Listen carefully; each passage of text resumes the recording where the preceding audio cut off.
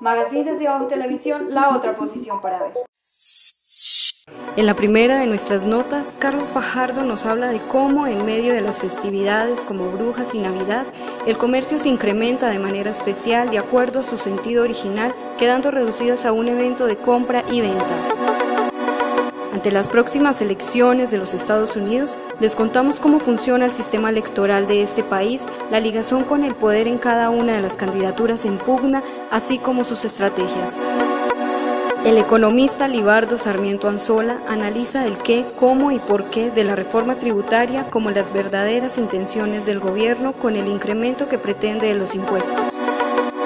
Y por primera vez, tenemos con nosotros a nuestra invitada especial, Franca Vera, haciendo una reflexión sobre los resultados del plebiscito.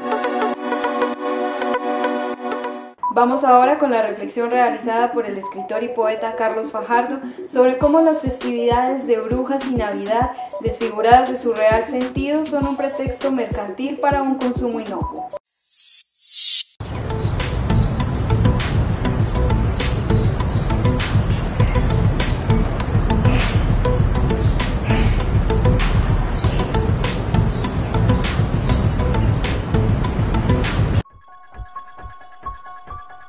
Estamos en la calle 53 de Bogotá. Es el mes de octubre, al que le han llamado mes de las brujas, copia del Halloween gringo, transportado a Colombia a mediados de la década del 70. A estas horas de la tarde, la calle es una puerta abierta, una larga vidriera seductora. Caminamos solo unas cuadras y la atracción está allí. Despierta todos los sentidos, nos abre a una experiencia tanto corporal como sentimental y de nostalgia.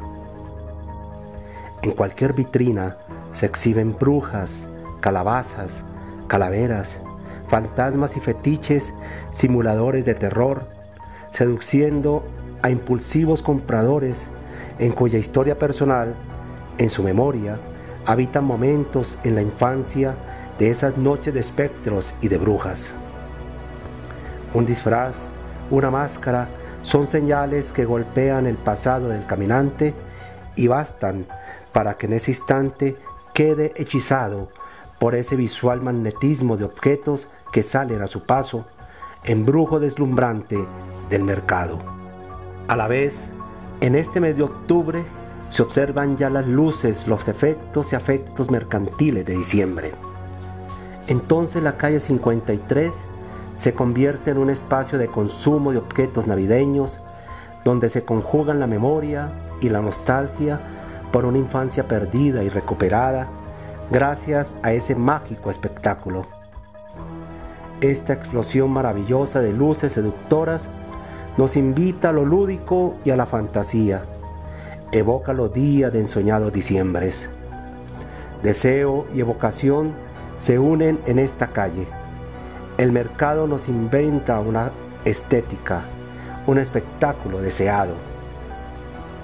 Entre ruidos, pitos, gritos, música estridente, lo que hace que en esta calle se fusione lo íntimo con lo público, despersonalizado y voraz. Entre la añoranza y el deseo que se siente al comprar un objeto, el cual reinventa el pasado, se observa la casi desaparición de los paseantes en la ciudad de los ruidos. Caminamos por toda esta experiencia visual donde el mercado es el rey y la mirada seducida es manantial de frustrados o realizados deseos. Esta es la calle 53 bogotana, una dispersa, apabullante y diversa escenografía, un mundo entre bullicio, pintorescos objetos, música y fiesta callejera. De alguna manera todos hemos caído en las dinámicas del consumo impuesto por el mercado y sobre todo en estas épocas. Continuemos con las polémicas elecciones en Estados Unidos, donde reflexionamos acerca de la ligazón con el poder de los candidatos en pugna, su marketing político y el funcionamiento del sistema electoral.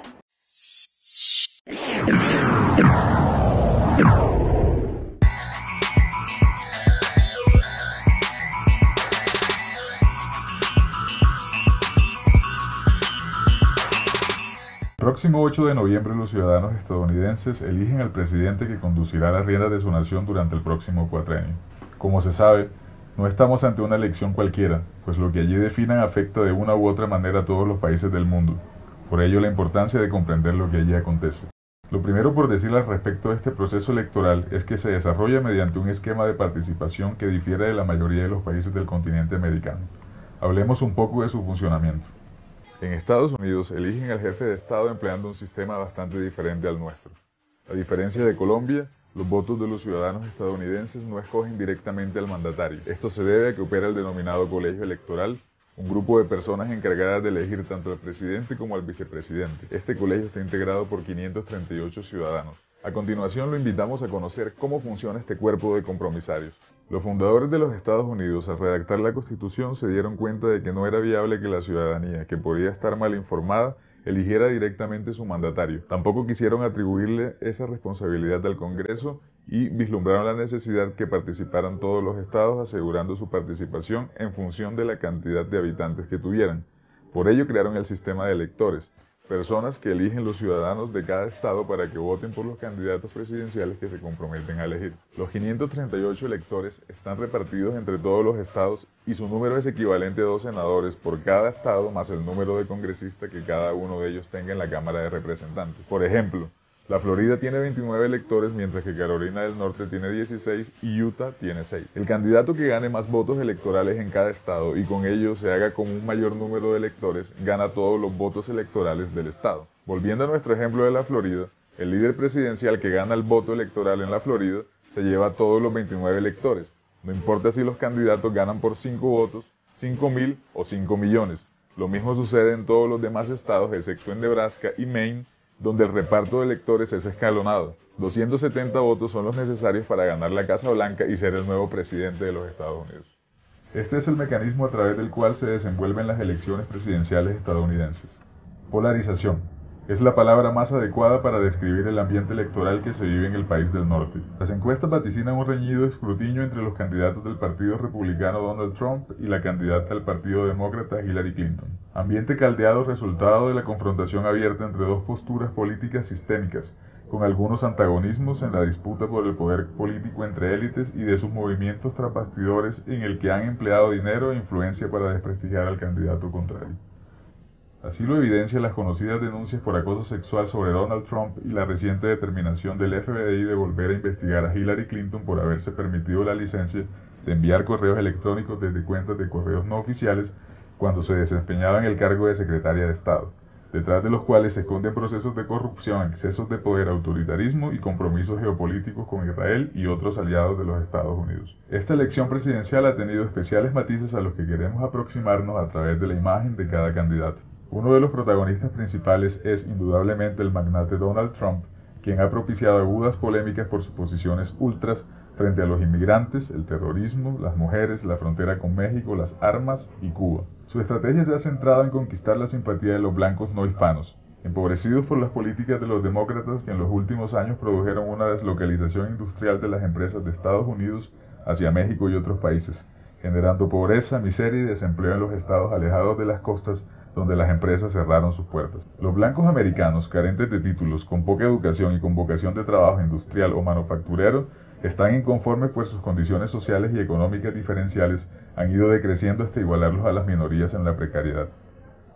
Estos problemas se están manifestando en la disminución de su expectativa de vida, en su alta dependencia de las asignaciones sociales, en la incidencia de la obesidad, la toxicomanía y los problemas delictivos. Este es el descontento que pretende capitalizar Trump al asumir la defensa de estas comunidades, al tiempo que cuestiona los tratados de libre comercio suscritos por los Estados Unidos y propone gravar con impuestos las empresas que se han marchado del país. Trump es el representante de una poderosa minoría ultraconservadora a quien muchos han asociado con posiciones fascistas y de extrema derecha. Un candidato con un discurso incendiario y populista, dirigido a electores con poca formación académica, quienes pretende seducir con su discurso anti-Wall Street, anti-establecimiento y anti-inmigración. Por otro lado se encuentra Hillary Clinton, la conocida candidata del establecimiento y de Wall Street, cuya campaña política ha estado orientada a las clases medias y los sectores universitarios. Su discurso a favor de las minorías ha ganado la simpatía de latinos, negros, así como también de las mujeres, con quienes comparte género e ideas que favorecen el reconocimiento de sus derechos y condiciones de igualdad. Una posible victoria de Hillary no solo beneficiaría a los sectores financieros más poderosos del país, sino que también sería de alto simbolismo, pues el Partido Demócrata protagonizaría otro hito después de haber conquistado la presidencia un afroamericano entre sus filas. Por primera vez, una mujer gobernaría en la Casa Blanca. El antecedente del manejo de la crisis económica del 2008 a favor de los bancos y grupos financieros, las guerras desatadas por Estados Unidos en Medio Oriente y el nulo mejoramiento de las condiciones de las minorías en la administración de Barack Obama no parecen favorecer mucho la campaña de Hillary, que pocos días antes de las elecciones se ve amenazada por un repunte de Donald Trump y una disminución de la confianza de sus electores, factores que cierran peligrosamente la brecha estadística, otorgando incluso la ventaja al multimillonario de los reality shows. Mientras tanto, el electorado parece estar bastante inconforme con las carentes expectativas de cambio real que ofrecen dos candidatos sistémicos, parte de un sistema bipartidista que sigue garantizando el poder a las élites económicas. Con este juego electoral, el 57% de votantes se sienten frustrados y el 55% indignados. No es para menos. Las cifras y los hechos muestran que deben elegir entre dos males, uno en apariencia menor, dos candidatos con diferentes apuestas de negocios, pero dispuestos a gobernar de acuerdo al mandato y en beneficio del 1% de la población más acaudalada de esta sociedad, a la cual pertenecen ambos. El mundo guarda la expectativa. Tiembla el tablero geopolítico global al compás de la elección presidencial de esta superpotencia que parece naufragar en las aguas de una crisis desatada por los efectos sociales de un sistema económico y político insustentable fraguado en sus propias fronteras. Crisis que hoy pende como una espada de Damocles sobre su destino, haciendo primero posible, luego viable y recientemente muy probable una solución autoritaria protagonizada por un multimillonario que, de ser elegido, optará por la represión de libertades, el racismo, la xenofobia y un manejo económico ultraconservador. Ya veremos qué deciden el próximo 8 de noviembre los estadounidenses frente a su escenario político y las consecuencias que tendrá su elección al interior de su país, así como en la geopolítica global. En entrevista con Libardo Sarmiento Anzola, la reforma tributaria es cuestionada al quedar desnudas las reales pretensiones que llevaron al gobierno a presentarla al Congreso.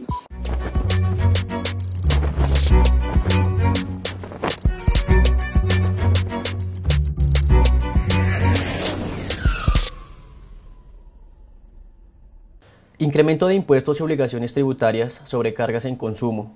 La reforma tributaria estructural es un proyecto de ley orientado a imponerle una mayor carga impositiva a las clases populares y trabajadoras, mismos sectores que padecen los efectos de la inflación y que ven cómo el dinero de sus salarios cada vez alcanza para menos.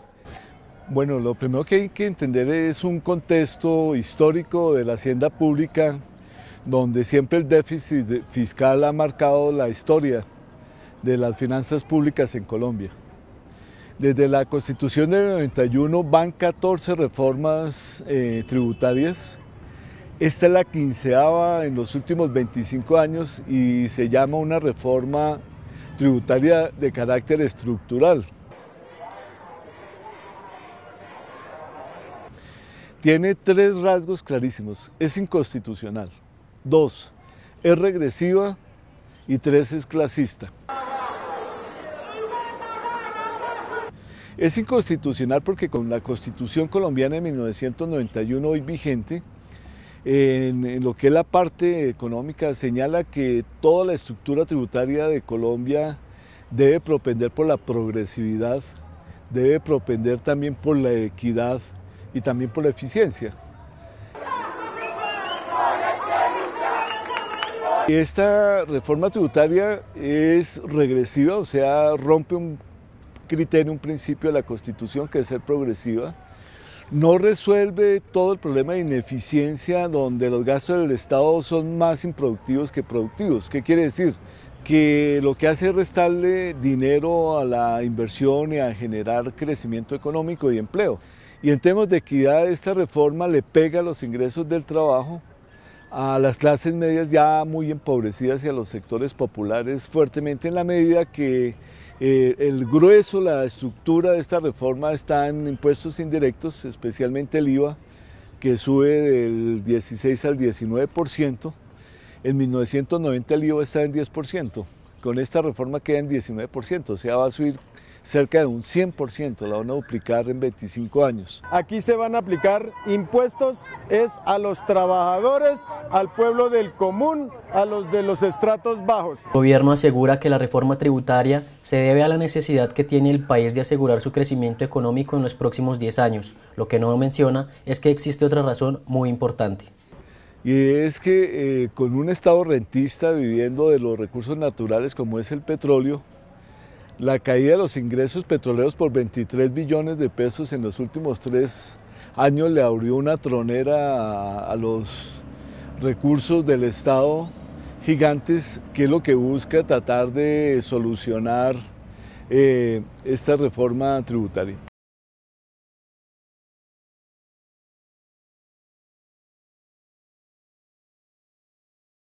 Yo creo que aquí se ha dicho que fue unos grandes expertos colombianos, pero es mentira. La reforma tiene una cocina internacional donde está primero presionada por la OCDE. Entonces va a beneficiar de que esta empresa haga parte de este club de países desarrollados. Eso implica las exigencias de la OCDE que tributen más lo que son las personas naturales y desmontar totalmente casi los impuestos de las empresas jurídicas. Ampliar la base tributaria, lo cual lo que recoge fundamentalmente son todos los ingresos del trabajo. Deben tributar el capital, los que tienen dividendos, los que tienen grandes utilidades, la riqueza y no los salarios de los trabajadores. Mucho menos pequeños tenderos, los peluqueros y toda esta población que escasamente logra recibir el ingreso diario para su sustento y se pretende pues que ellos financien lo que deberían financiar el gran capital. Segundo, el Fondo Monetario Internacional y el Banco Mundial presionan muy fuerte a estos países periféricos para que generen los ingresos para poder pagar la deuda externa. Todos los ajustes fiscales es para que estos países estrangulen su pueblo, les exige un mayor sacrificio de ahorro para poder pagar la deuda externa.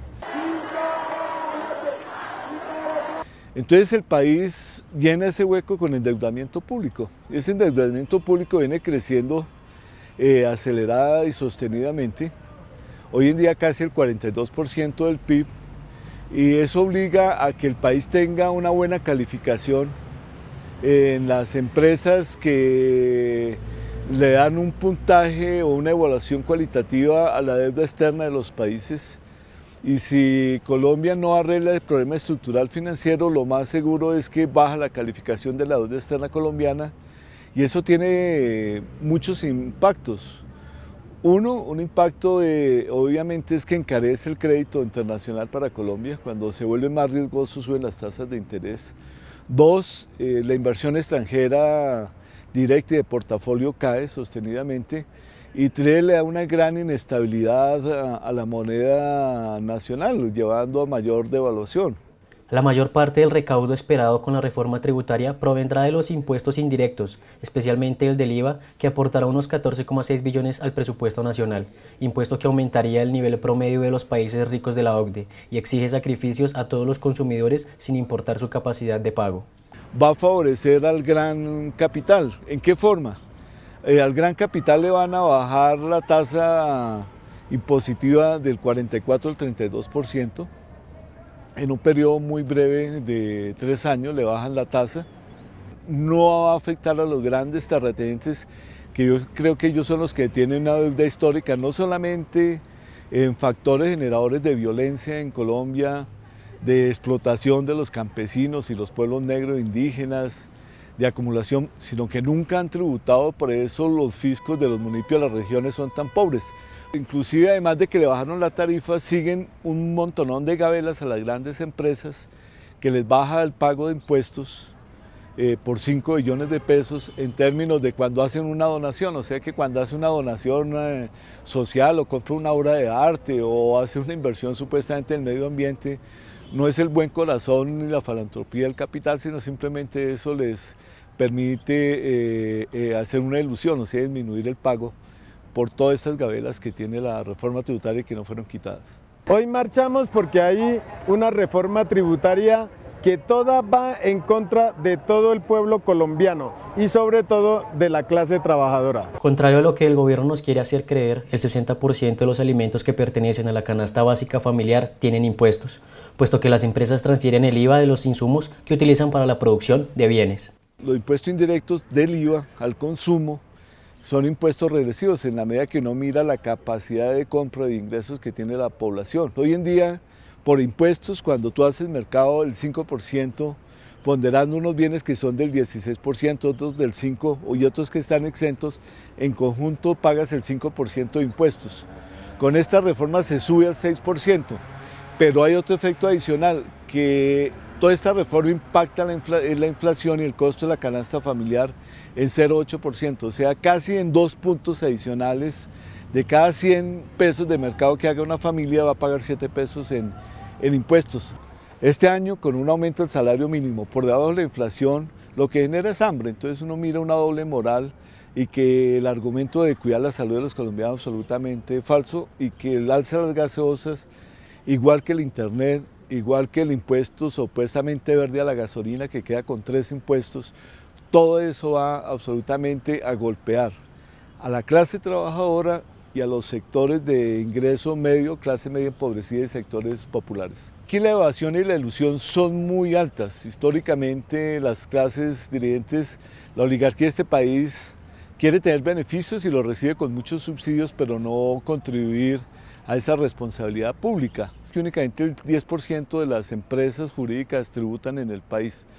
Eso más o menos le cuesta al país unos 25 billones de pesos. Que con solo acabar la corrupción, creo que no habría necesidad de reforma tributaria. La Procuraduría General de la República el año pasado calculó que por corrupción en lo que son contratación oficial, el hueco es de 20 billones de pesos. Eso es altísimo porque el hueco fiscal ahorita que tiene por la caída de los petróleos y por el alza del endeudamiento público por la devaluación de moneda son 30 billones. O sea, si quisieran hacer algo, miren esos 20 billones que se dan vía corrupción. La reforma tributaria parece inminente y las consecuencias serían nefastas para el grueso de la población colombiana, concentrada en la clase media y popular. Organizaciones sociales, sindicales y políticas de distintos sectores salieron a las calles el 27 de octubre para protestar y exigir los derechos del pueblo. Nosotros creemos que es con la movilización social que se puede modificar decisiones nefastas para el pueblo como este. Es con la gente sumándose, unida y en la calle que podremos echar atrás esta reforma. Ahora vamos con Fran Cavera, nuestra invitada especial que nos acompañará en la sección Teclado Político, quien para esta ocasión nos comparte una reflexión acerca de los resultados del plebiscito que al parecer la dejaron muy indignada.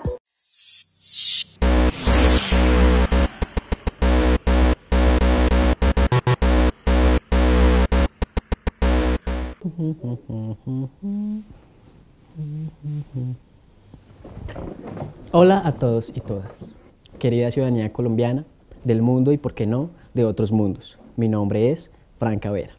Agradezco al Teclado Político que me invitaran a platicar con ustedes sobre política, cultura y algo más. Quiero, para empezar, contarles que me desconcertó, me desconsoló que el no ganara el plebiscito. Pero tengo que reconocer que más me indignó las declaraciones del gerente general de la campaña del no, el senador Juan Carlos Vélez, el pasado 6 de octubre para el diario La República. Descubrimos el poder viral de las redes sociales. En una visita a Apartado, Antioquia, un concejal me pasó una imagen de Santos y Timochenko con un mensaje de por qué se le iba a dar dinero a los guerrilleros si el país estaba en la olla. Mezquina manera de hablar, ¿no les parece? Luego contó entre asombrado y malicioso: yo lo publiqué en mi Facebook y el sábado pasado tenía 130.000 compartidos con un alcance de 6 millones de personas. Es una experiencia un poco extraña que alguien diga públicamente que miente. Y en esas estamos desde el 26 de agosto de 2012, cuando se informó que se había firmado el acuerdo general para la terminación del conflicto y para una paz estable y duradera. cuando se informó que se había firmado el acuerdo general para la terminación del conflicto y la construcción de una paz estable y duradera. Y es que 4 años acumulando tergiversaciones y mentiras dieron resultado. Mi maestra Hannah Arendt vivió esta misma experiencia en Estados Unidos durante la Guerra de Vietnam. Aquí tengo unas fotos con ella y algunas de las portadas de sus libros. Los envidiosos dirán que es Photoshop. Hannah elaboró esa penosa experiencia en un texto que tituló La mentira en política, reflexiones sobre los documentos del Pentágono. Recomiendo fervientemente su lectura. Ahora quiero destacar la siguiente tesis. El mentiroso, que puede salir adelante con cualquier número de mentiras individualizadas, hallará imposible imponer la mentira como principio.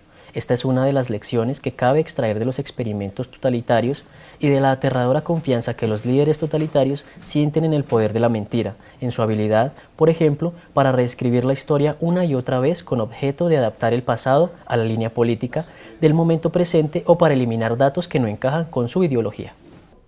Estamos ahora padeciendo la experiencia de la mentira en la política y constatando la aterradora confianza que un personaje como Uribe siente en el poder de la mentira y su pretensión de imponer la mentira como principio. Qué alivio ver a los niños, a los jóvenes, a estudiantes, a indígenas, mujeres, afrodescendientes, campesinos, en fin, alzando las banderas del no a la guerra y el sí a la paz. Qué bella manera de reivindicar la verdad. Aunque estaba un poco melancólica cuando empezamos nuestro primer teclado, debo reconocer que termino alegre. Mis próximos teclados seguirán insistiendo en el tema de la mentira en la política. Espero sus trinos y sus comentarios. Hasta la próxima. Yes. Music.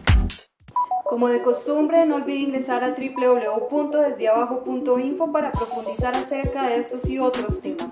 También encuéntrenos en nuestras redes sociales y esté al tanto de nuestras publicaciones. Hasta pronto.